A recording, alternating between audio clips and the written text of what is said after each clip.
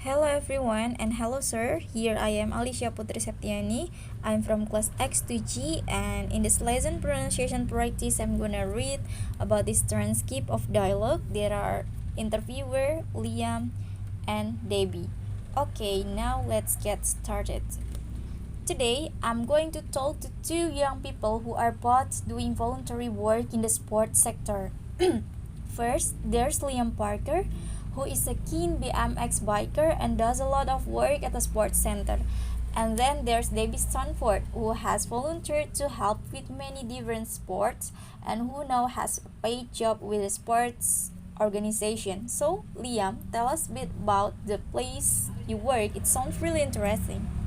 Yes, it's really cool. Basically, it's a huge space where lots of sports and cultural events take place.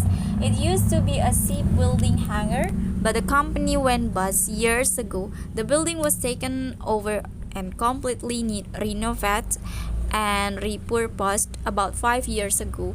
Now we have facilities for all kinds of urban sports like skateboarding, breakdancing, parkour, kick scooter.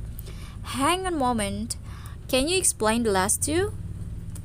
A kick scooter is just a normal scooter with a handlebar, deck and wheels, but now we have stunt scooters and special ones for racing. And parkour has been around for a while now. It's a way of moving around in a urban environment. It developed from military training. It involves climbing, running, vaulting, jumping, swinging, and stuff like that.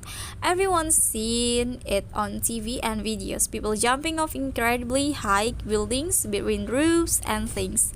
So, what are you involved with? My passion is for BMX and I want to get other people involved in the sport, but I do all kinds of things at the center. I make sure the bikes and scooters meet safety standards. I check the tracks and ramps so that they are clean and no one can slip and hurt themselves. I teach kids the basics of BMX and do demonstrations. I sometimes cook in the burger fan too. Right, so you've learned a lot of skills. Yeah, at first I was a bit nervous about speaking to groups, but now I have no problem giving safety inductions to people.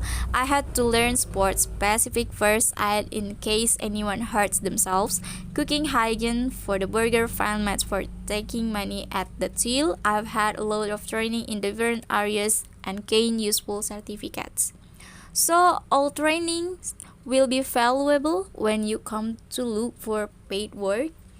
Absolutely. I'm still only 18 and I've been volunteering for 2 years.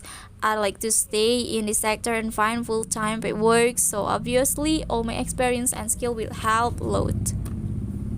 Thank you, Liam. And now our other guest has made the jump from voluntary work to paid work. Debbie, you've been involved in many different sports in your 22 years, haven't you?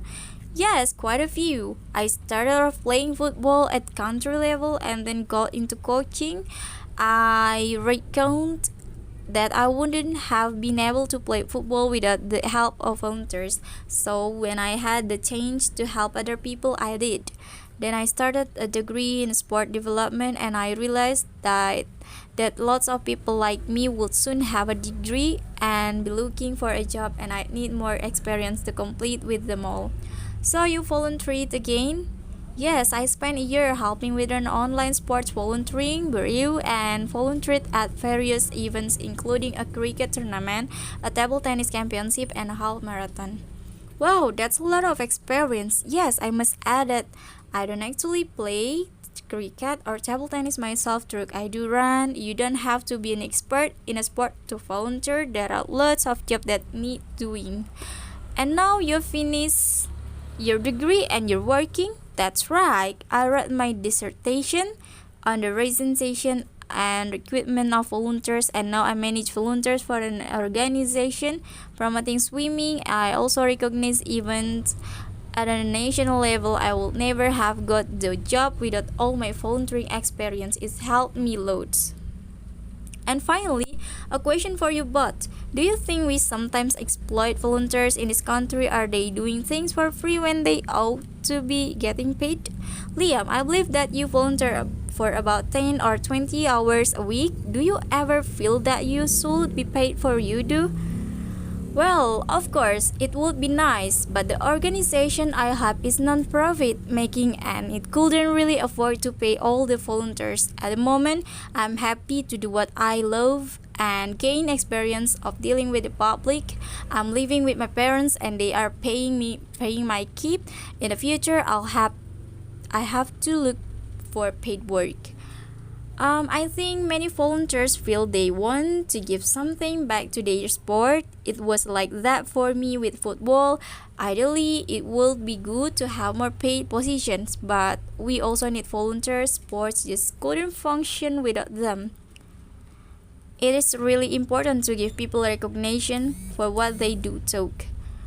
Thanks very much for sharing your experiences, and now we are going to move on.